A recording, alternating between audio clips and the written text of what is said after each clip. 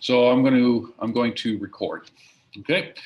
All right. So I'm going to take the screen and talk about daily 2, number 36. And the first question on there was southwest on the navigational compass has a bearing of what degrees? Well, north is 0, east is 90, south is 180, west is 270. Southwest is midway between 180 and 270, and that happens to be 225. Okay, so 225 is the correct answer there. Now, anything other than 225 and between 180 and 270 is southwest-ish, but southwest is only 225. Okay, there is such a thing as south-southwest and west-southwest also, and those have their own numbers, but southwest is only 225 degrees. Okay, next one. A velocity versus time graph is shown, and which corresponds to 0 net force? Well, 0 net force corresponds, by Newton's second law, to 0 acceleration. So which intervals of this graph show 0 acceleration? And there are actually 2, okay? A and E. Okay, 0 acceleration. Acceleration on a velocity time graph can be found from the slope. So the acceleration is 0 where the slope is 0. And that is both interval A and interval E. Okay. I'm looking at the responses, and there are some that say interval A only. There are some that say interval E only, but it's in fact both of those. Okay. Interval E is actually when the object is at rest. Interval A is when the object has some non-zero but constant velocity. Okay. All right. So interval A and interval E in there. Any questions about those?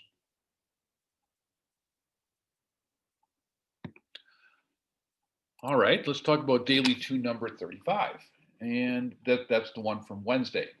Which of the following is the only scalar quantity? Now, scalar is the counterpart to a vector. And so whereas vectors have direction, scalars do not.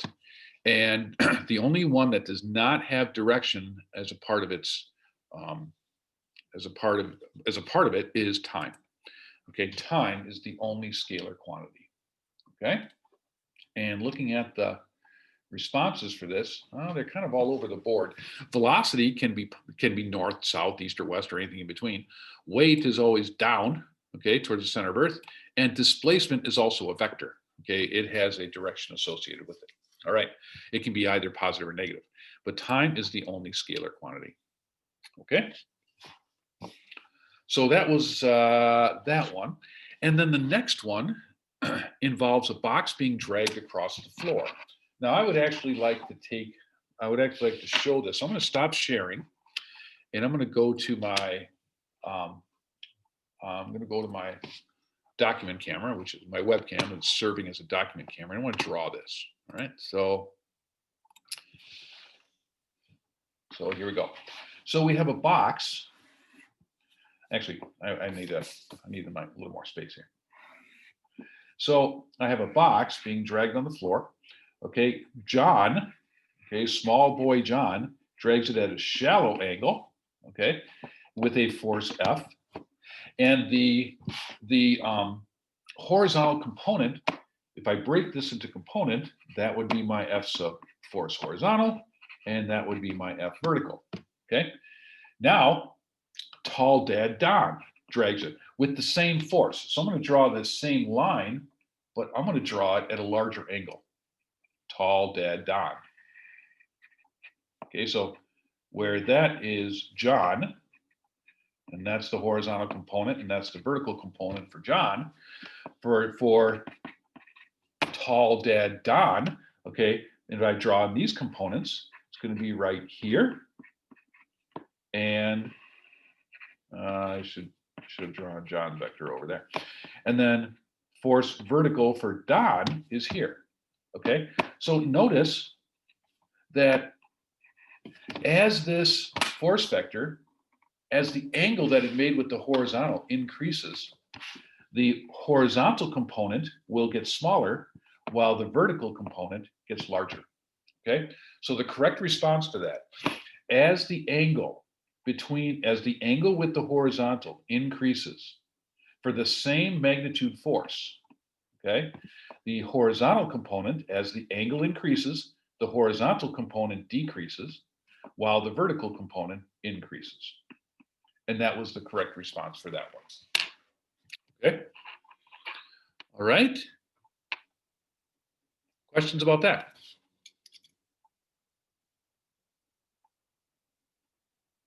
No? All right. Next thing on the agenda is to go over the signs and tightropes assignment that I asked you to do. So I'm going to get my regular camera back, and I'm going to ask that you get out your work for signs and tightropes. Now, I was going through the submissions yesterday. If you have submitted since then, you don't have a grade on it. But if you did submit it by the deadline, you have a grade on it. Okay. I'd like you to get out the work for that. I want to go over the answers.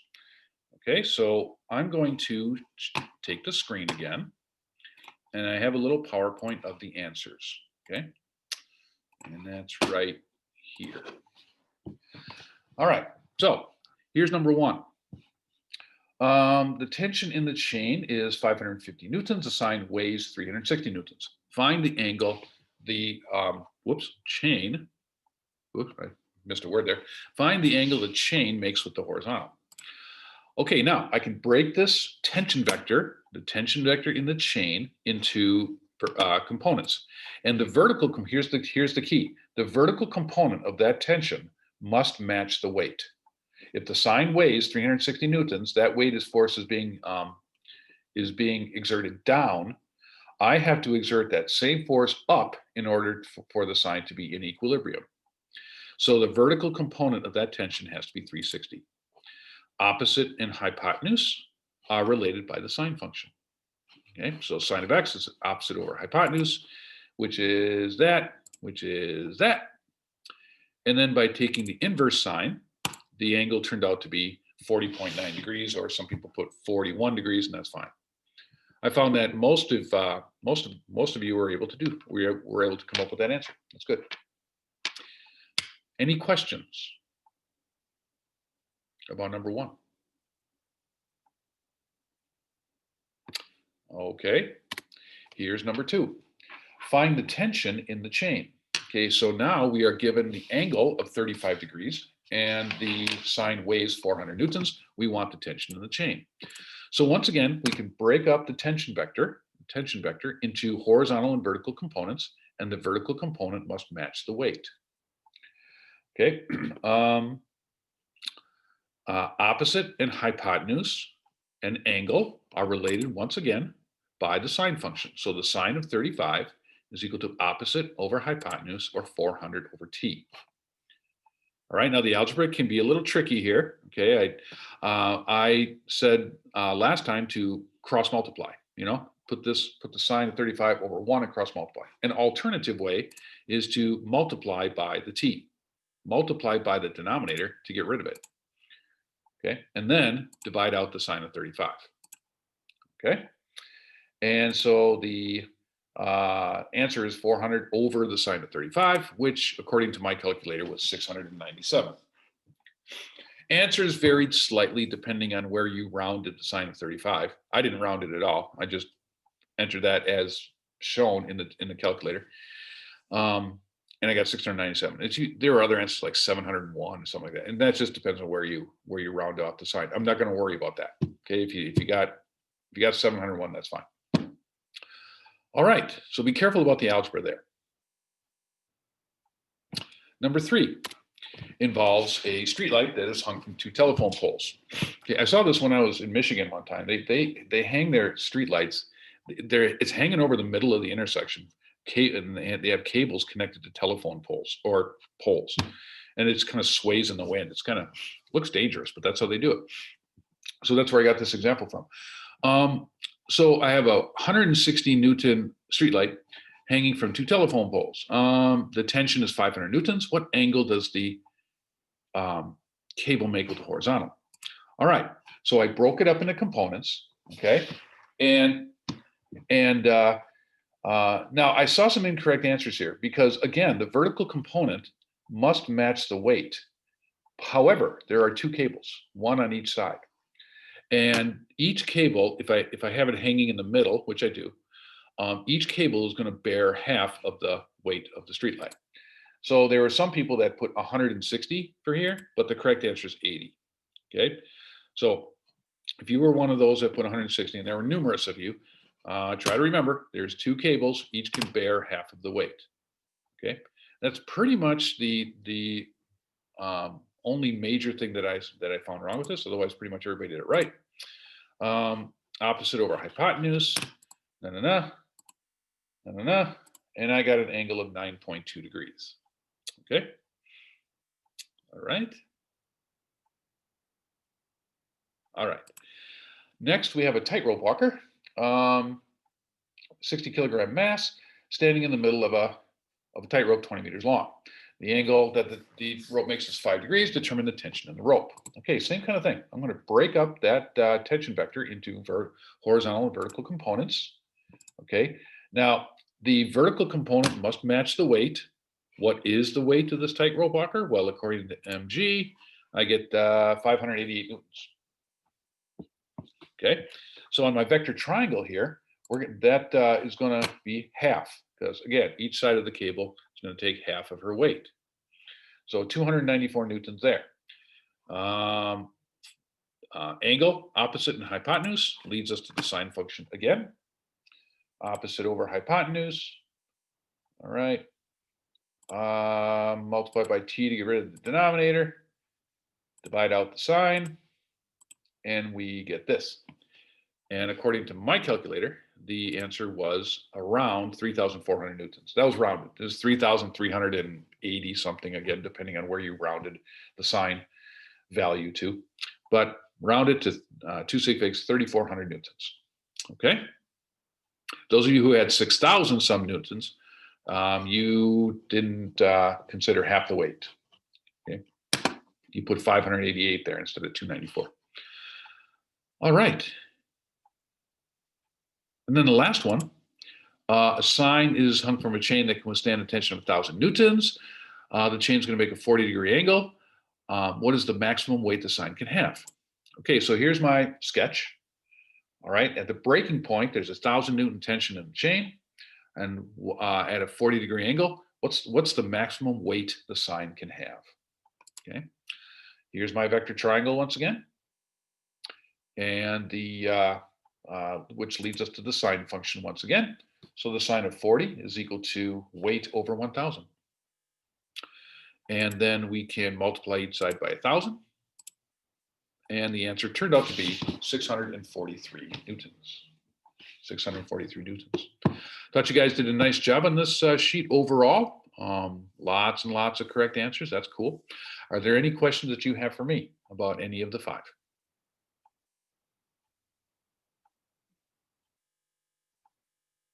No? All right then. I'm going to stop sharing then, and you'll need a couple of sheets of paper and a pencil today. All right. So what we're going to do is I'm going to introduce a way of adding vectors when they are not perpendicular. Okay. Now we know how to add so today's presentation is called the component method of finding a resultant.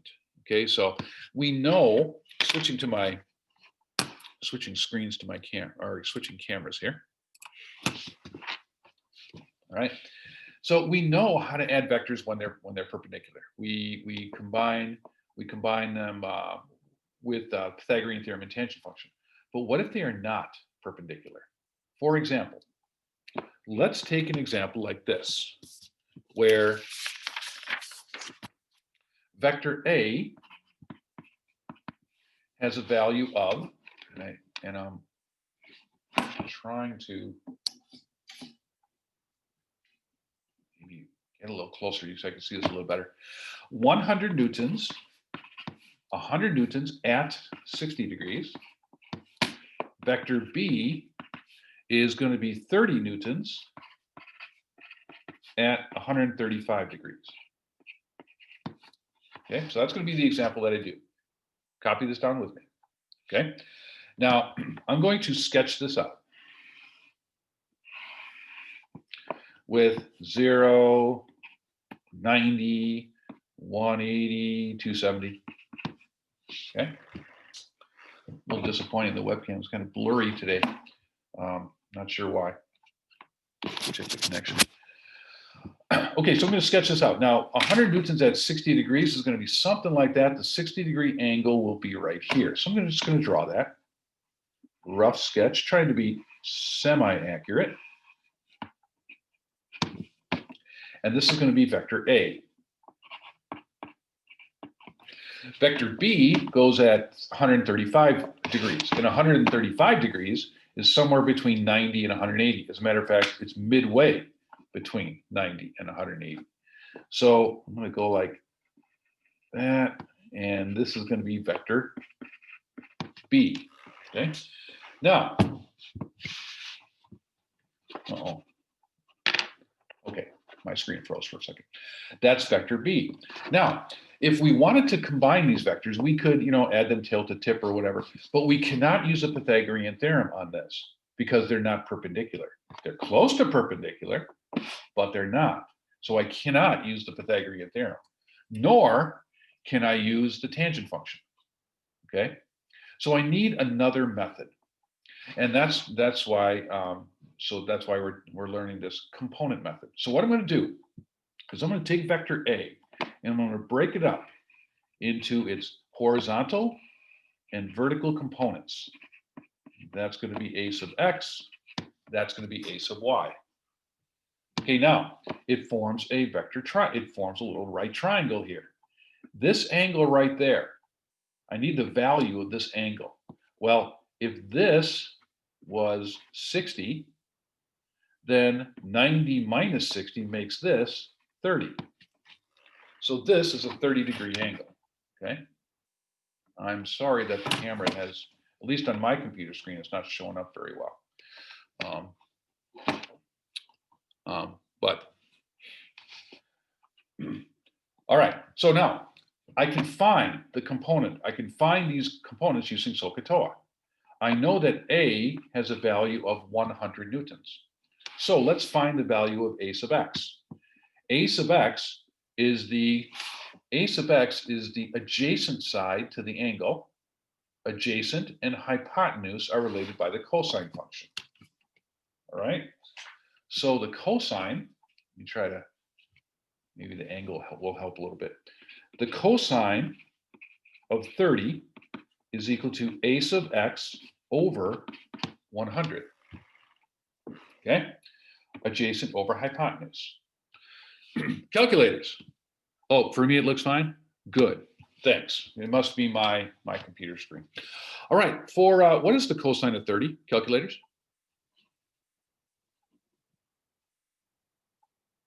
Wait, sorry, how did you get over 100 again? 100 is the hypotenuse. 100 newtons, okay? So adjacent over hypotenuse, and the hypotenuse has a value of 100 newtons. Calculate 0.866. Okay, 0.866. Multiply each side by 100.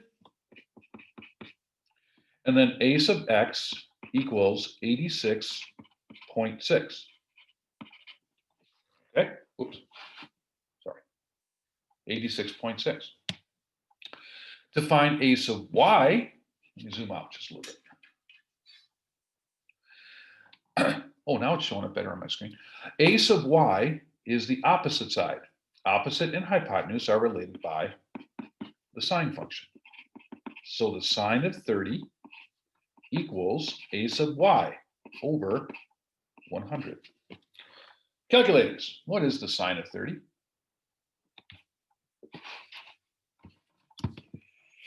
What is the sine of 30?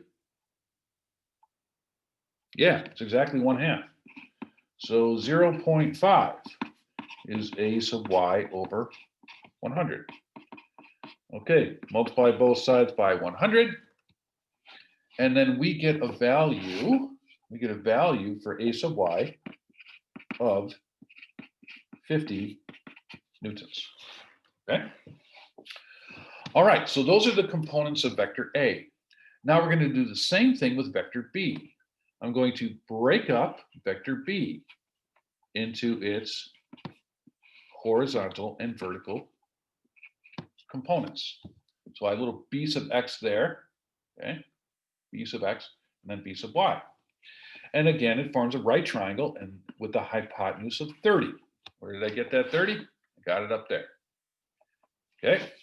Now I need this angle right there. I need that little angle. Well, it was at 135 degrees. Remember, 135 degrees, and 135 degrees is 45 degrees away from 90. So that is 45 degrees. And now I can find the, once again, I can find the components by SOHCAHTOA. B sub x is the adjacent side. Adjacent and hypotenuse is cosine function. So the cosine of 45 equals b sub x over 30. Calculators, what's the cosine of 45?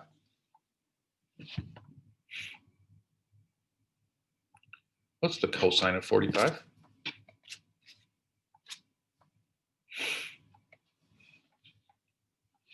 Yeah, 0.707, square root of 2 over 2. So 0.707 is b sub x over 30. Multiply both sides by 30. Okay. Calculators, what's 0.707 times 30?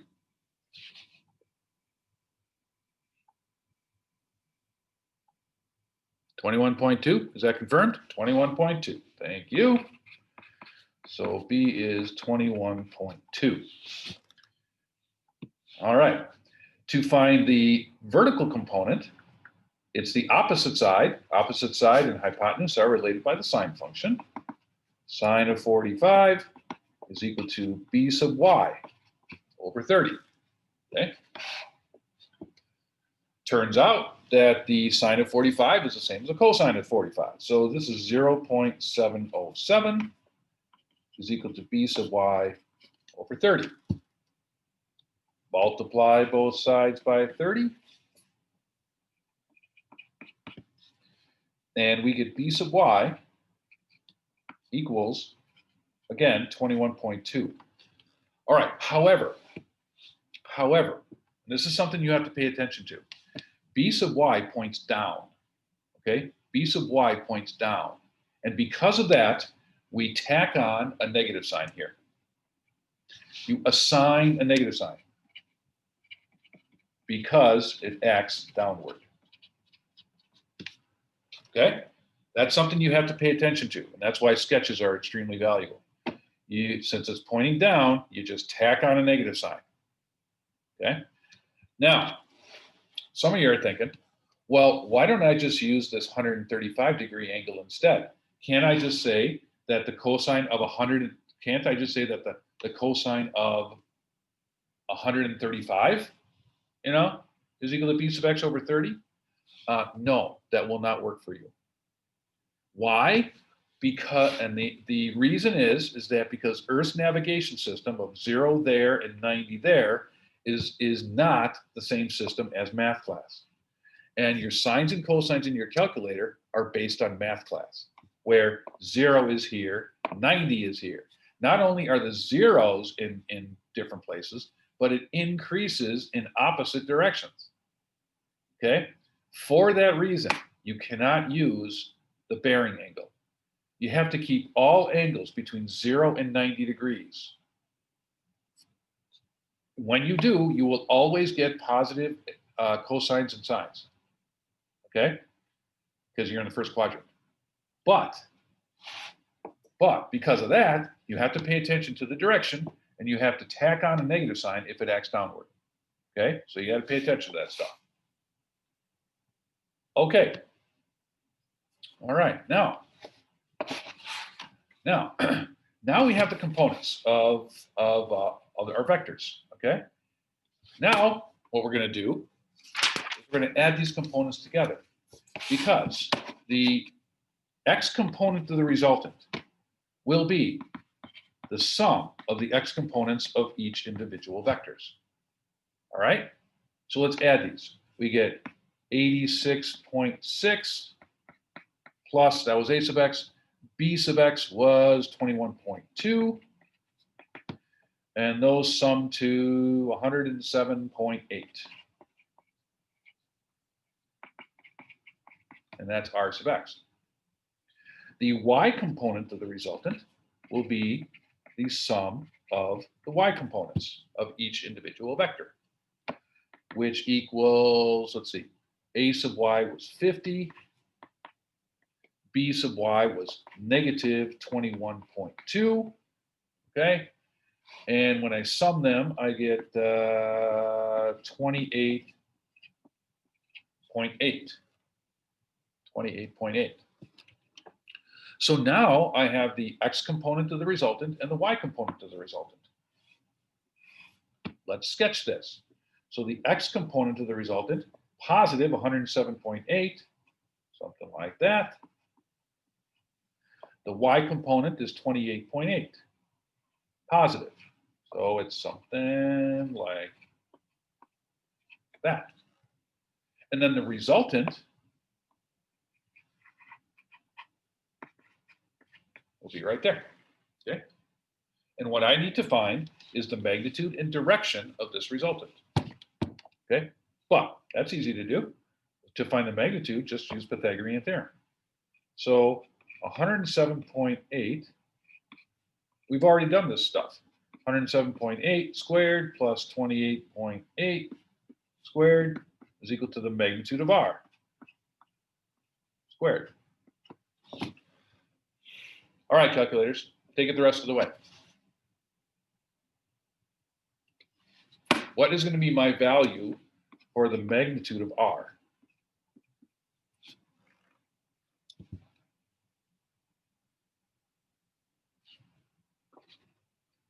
Calculators?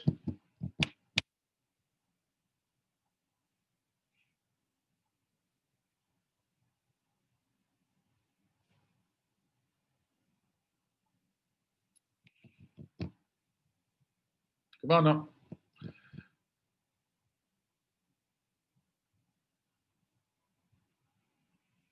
Henry says 111.6. Is that confirmed? 111.6. 111.6. Call it 112. Okay, 112. Don't mind me, but I'm just going to verify that.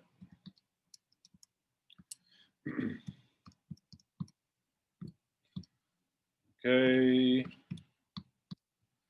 Yes, 100, I agree, 112 newtons. Okay, now we want an angle, okay?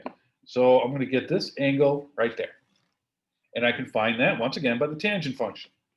So the tangent of x is equal to opposite over adjacent, 28.8 over 107.8. Calculators, what's 28.8 divided by 107.8? 0.2 something.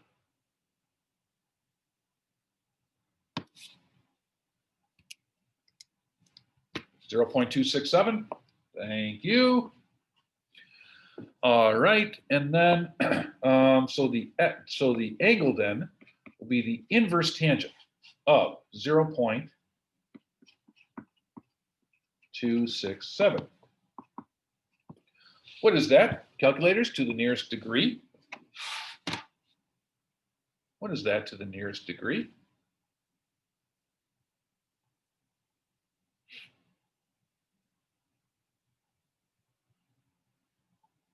$15, thank you.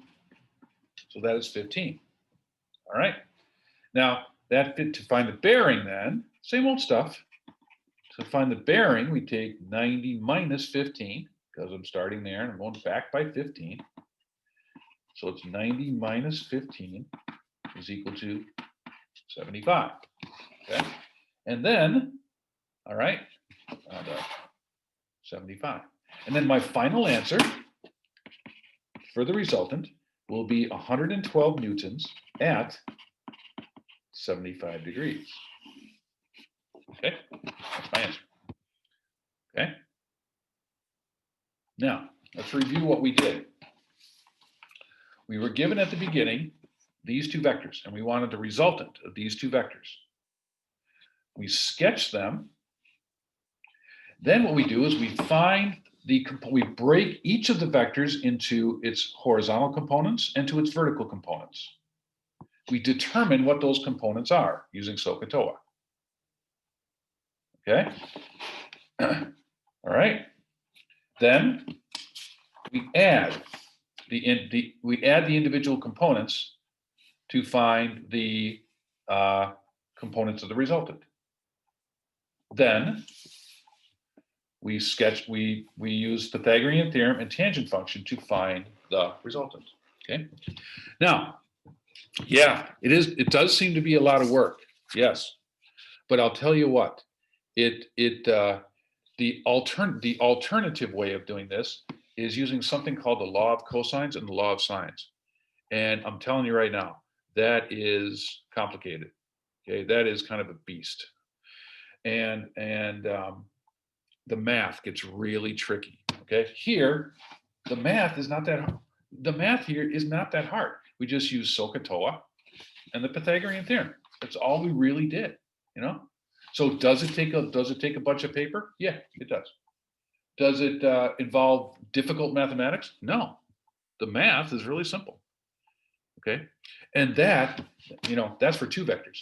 But what if you try adding three vectors and four vectors together at the same time? Using the law of cosines and sines, you can only combine two at a time. So you would have to do, let's say you had four vectors in the problem. Using the law of cosines and sines, you'd have to do it three times. Each of them, a lot of work. Here, it's much, much easier. Okay. But yes, it takes a bit of paper. Yeah. But the actual problem, the math is not that hard. All right. I want to do, this is example number one. I want to do this again, but I want to add a third vector into the mix. Okay. I want to add a third vector into the mix. So let's do this again. Okay. Now, vector A, that was our original 100 newtons at 60 degrees. Vector B was 30 newtons at 135. Same. Now our third vector C is going to be 150 newtons at 270. Let's find the resultant of these three force vectors.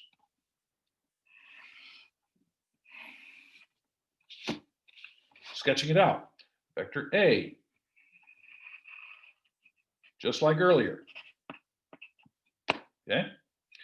Vector B, just like earlier. Vector C, 150 newtons at 270.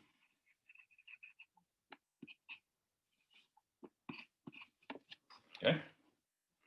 I want to find the resultant of these three. So the way we're going to do that, once again, is to break them up into components. A sub x there, A sub y there.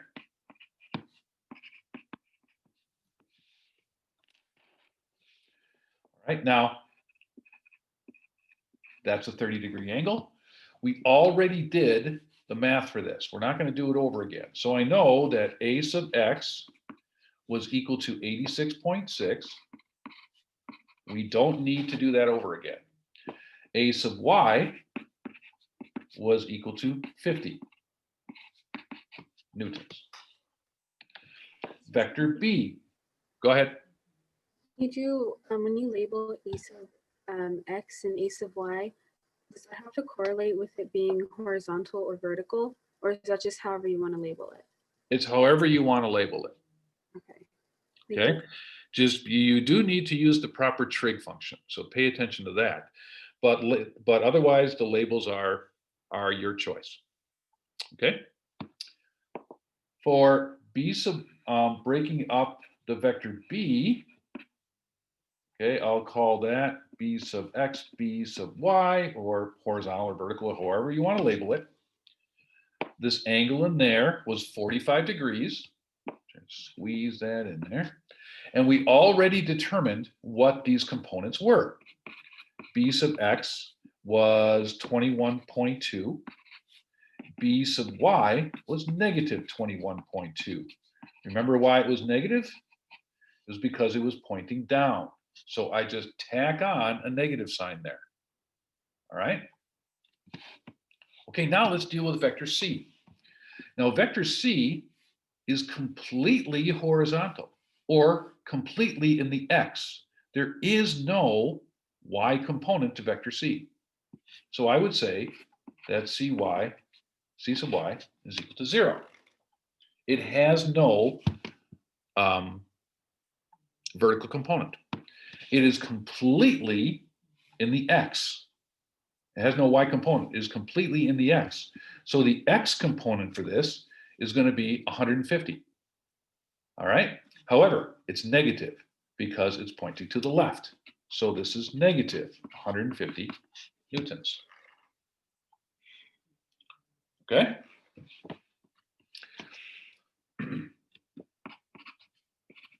Acting to the left. Oops, wasn't on camera. And that's something that you have to pay attention to. Okay. If it's going to the left, just tack on a negative sign. All right. Okay, now we have the x components and the y components of each individual vector, which was found fairly easily by SOHCAHTOA. Now, to find the x component of the resultant, we add each individual x component. So let's see, a sub x was 86.6 plus 21.2 plus negative 150. All right.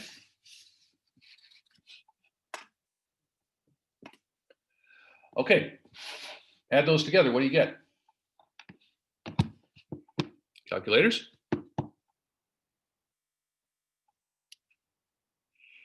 What do you get when you do that?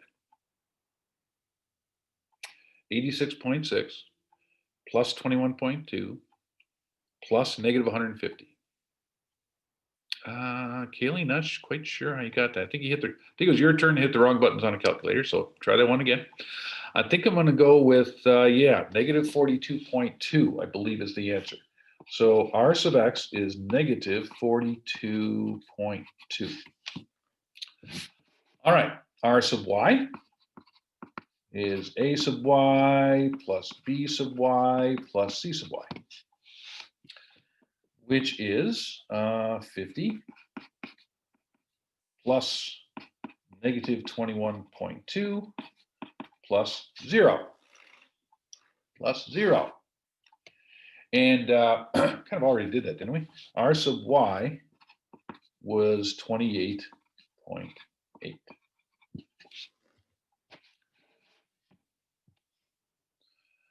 All right, now we have the individual components for R. So now we can sketch it out. So now r sub x is negative 42.2. So that's 42.2 to the left. 28.8 is acting upwards.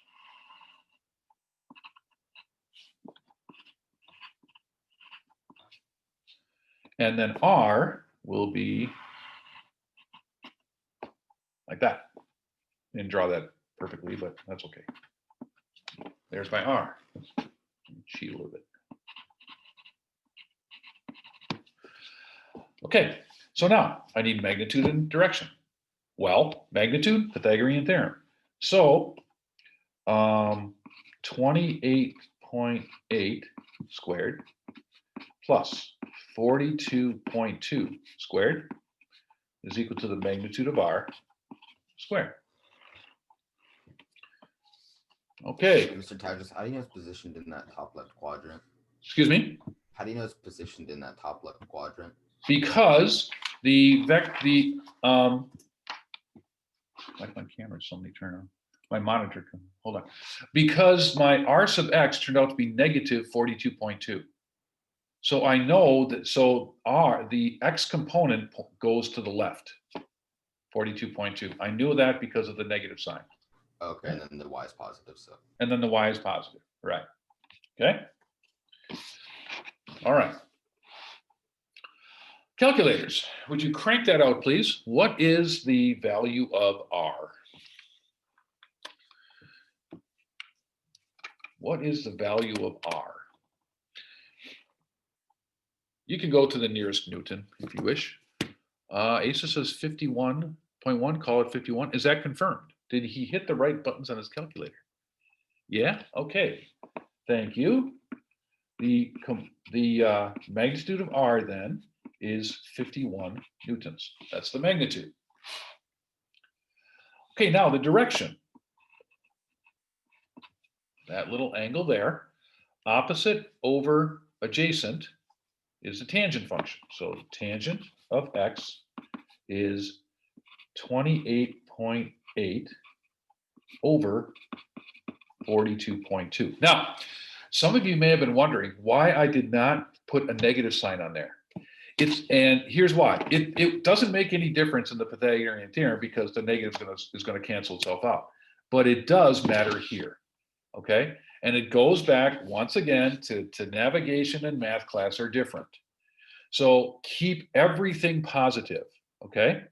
Keep all the numbers positive. Yes, I know it turned out to be negative 42.2, but that only means that it's going to the left. Keep the lengths of the legs of the triangle positive, okay? Because otherwise your calculator is going to give you an incorrect answer for the angle. All right? Okay. Yes, there's this stuff that you have to pay attention to this method, but trust me, it's the way to do it versus laws of cosines and sines.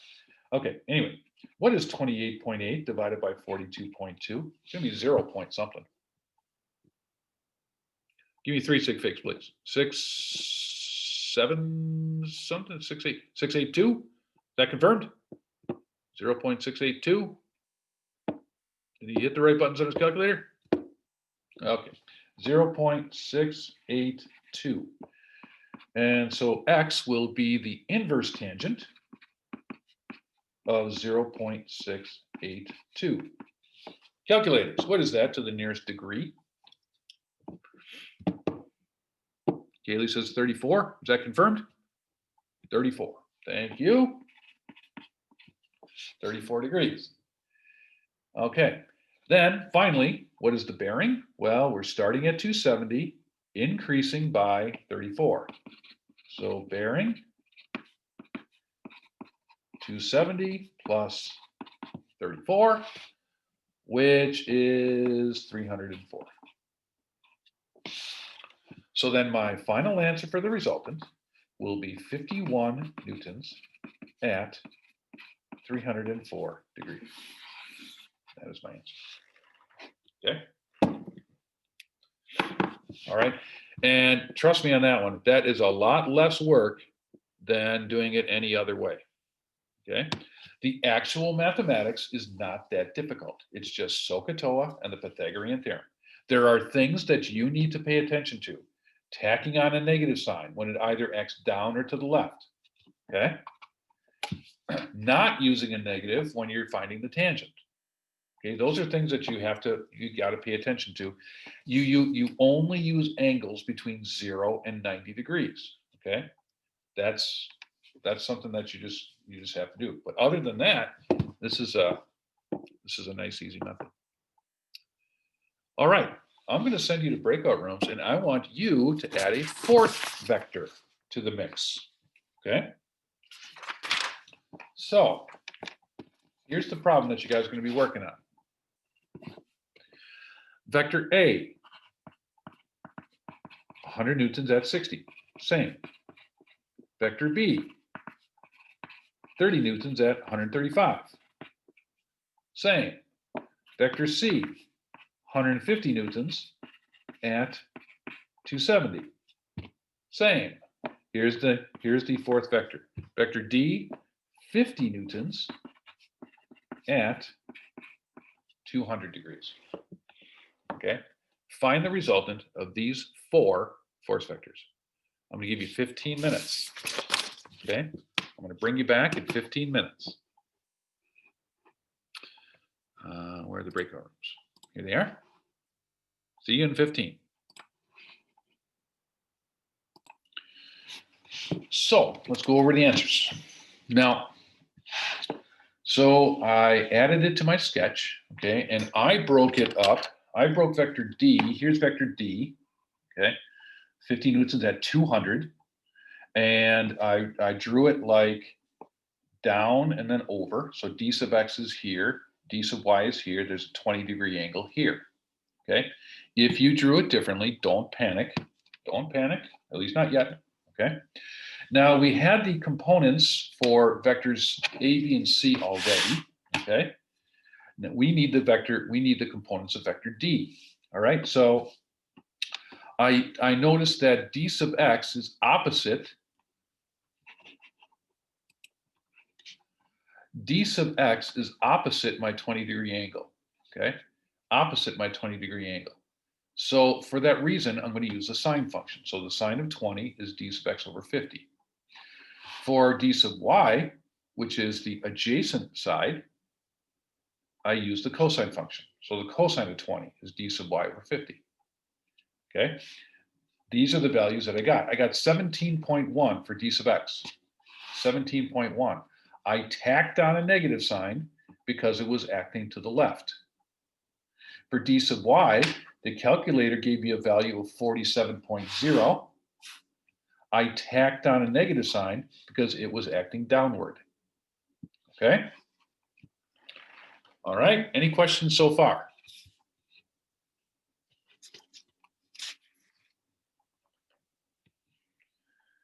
All right, so, and then to find the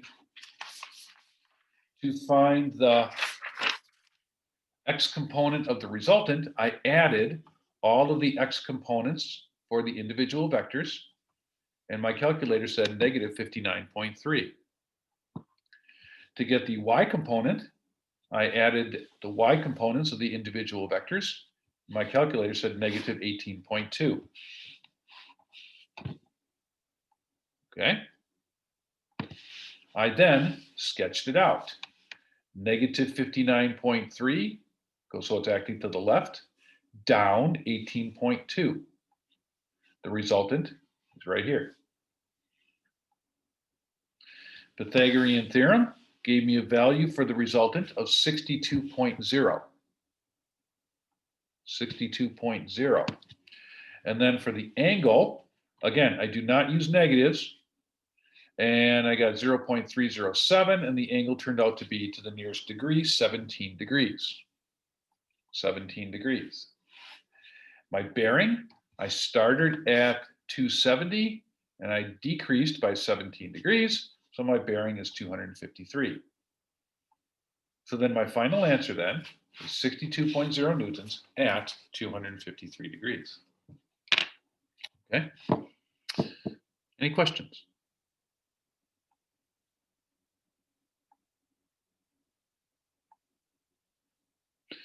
All right. This is the preferred way of, I'm going to stop. I'm going to switch cameras. This is the preferred way to add vectors in physics, okay? This is much, much easier than doing it pretty much any other way. Another cool part of this is you can just add, 5, 6, 7, 8 vectors together, and it's real simple. All you do is add the components, find the components and add them. It's easy. It's also programmable. If you know how to code, it's fairly easy to write code for this. So you can very easily add unlimited numbers of vectors. All right. And I've known kids who program this into their calculators. It's kind of cheating in a way in terms of physics tests and stuff, but it's certainly easy to do. Now, having said all that, I will say this: I'm never going to test you on this. Okay? You will see it if you take a physics class at university. You will see it again, guaranteed, because it's the way to do it. But I'm not going to test you on it. However, I will offer it as a bonus point opportunity. Okay. So, in other words, you can get extra credit for doing this. Now, I'm going to share the screen for a moment. And but before I do that, hold on just a moment. I have to make sure that the proper page is open. In other words, I don't want gradebook open. So hold on just a minute. And I did not remember to set this. Yeah, I got to get back to my materials. Okay, didn't want to show you the gradebook. Okay, now I'm right. So let me back to here, and I'm going to share the screen. I'm going to show you something. Share. Okay. And now open up a new tab and get into the physics page and go to this week. All right. When you do that, scroll down to the bottom, and there's a PDF down there called The Component Method of Finding a Resultant. When you open that, you will see a document that looks like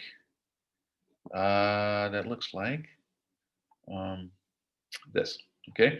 Now I made a YouTube tutorial video of this handout. Basically, I go through an example of what I did with you guys today, and the example that I go through is this one. Okay, it's like 7 minutes long. Strangely enough, I have received more feedback from this video than all of the other ones I have on YouTube combined. I have over 100 videos on YouTube just for, teaching physics, right? And I've received feedback on this one by far the most of any that I've had. Most of it positive, and I get it from people I've never heard of. It just shows up in my inbox. Anyway, so you can watch that if you want. It's just another example. The first couple pages is just a tutorial, what I went through with you guys today. And then here's the bonus point opportunity. Okay, use the component method to determine the resultant of these vectors. All right, this is going to be worth a possible 10 points added to your test scores. Okay, this is going to be due a week from today. All right, should you choose to do this, is this an assignment? No. In fact, there will be no place in Schoology for it, because otherwise students might think it's an assignment, and it isn't. So when you do this, you're going to have to scan it in and email it to me. Okay, email it to me. It has to be correct. Okay, but there's partial credit awarded. So the more you do correct, the more points you get. All right, to get the full 10 points, it has to be completely correct. All right, but it's not an all or nothing thing. It's not either 0 or 10. The more things you do correctly, the more points are awarded. So for example, if you have a good sketch, that's worth a point or two. If you have the components properly calculated, that's worth a couple of points. If you tacked on negative signs as appropriate, that's worth a point or two. So the more points, the more things you do correctly, the more points you get. Do you have to do this? No. And this is not going to be on the final exam. I'm never going to test you on this. Okay. I'll let the university professors test you on this. But I wanted to introduce it because it is the way to add multiple vectors. Does it take a bit of paper? Yes. Is it mathematically super difficult? No, I don't think so. Okay, takes a little time, takes a little paper, but it is the way to do it. Okay? And you said email you? Email it to me. There will be no submission in Schoology. Okay? So if you're looking for a place to put it in Schoology, you won't find it. Okay? Those of you who choose to do this, email it to me. I will evaluate it, give you feedback, and then just tack on some test points to a particular test. I don't know which one, whichever one I see first. So if you get 8 out of 10, I'm just going to add 8 points to one of your test scores. Okay? All right. Okay. Are there any other questions? That completes the material for the semester. Next week, what you guys are going to be working on Tuesday is a sample final exam. Okay, you're going to be working at pretty much the entire period, Tuesday and Wednesday. On Friday, I will go over that. I will give you the answers to that sample final. It is worth completion points, so I do want you to do it. Okay, there will be a place in Schoology for that. All right, any other questions for me? We've reached the end of class already. Any questions for me? All right, well, I wish you all a great day and a great weekend, and we'll talk to you next time.